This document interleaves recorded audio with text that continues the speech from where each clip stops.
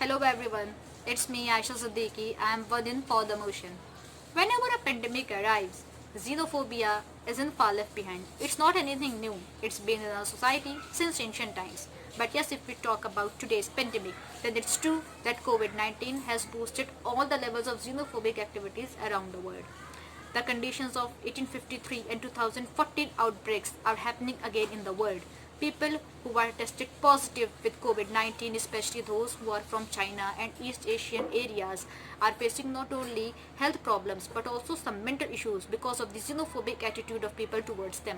Despite the warnings from WHO, some Republicans, even the US President Mr. Donald Trump, called the COVID-19 as the China or Wuhan virus.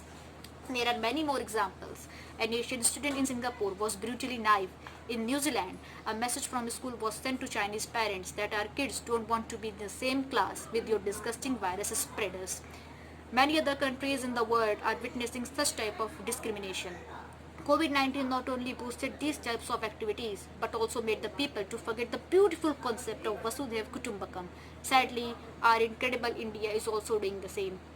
A Manipuri girl at New Delhi was called as Corona by a middle-aged man.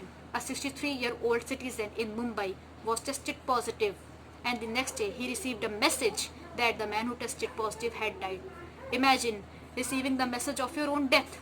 Indeed, diseases creates fear, and which in turn leads to discrimination. But nowadays, this discrimination knows no boundaries.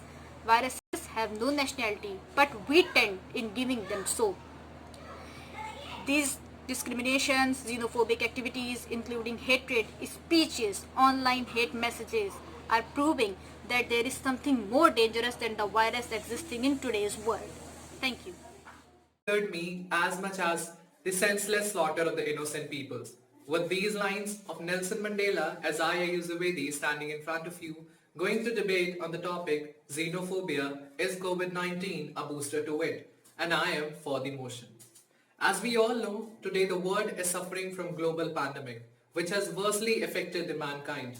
But there is also the different kind of curse that is existing around us, that is a hatred, ignorance and stigma with certain nationality, community, reason and certain reason, and which we beautifully announce it as xenophobia.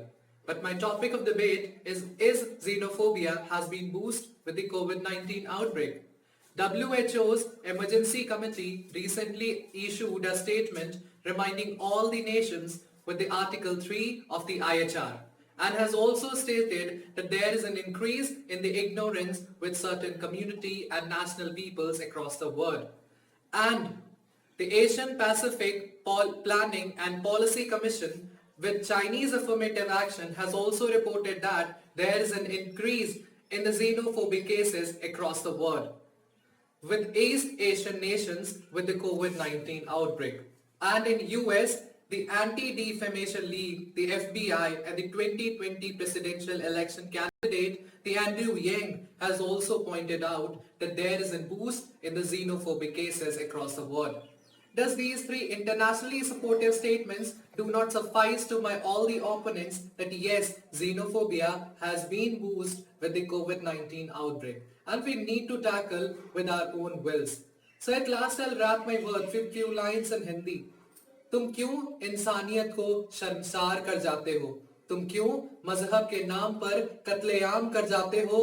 तुम बताओ, क्या तुम्हारे अंदर का इंसान मर चुका है? अगर नहीं तो फिर क्यों तुम देश के नाम पर किसी निर्दोष की जान ले जाते हो?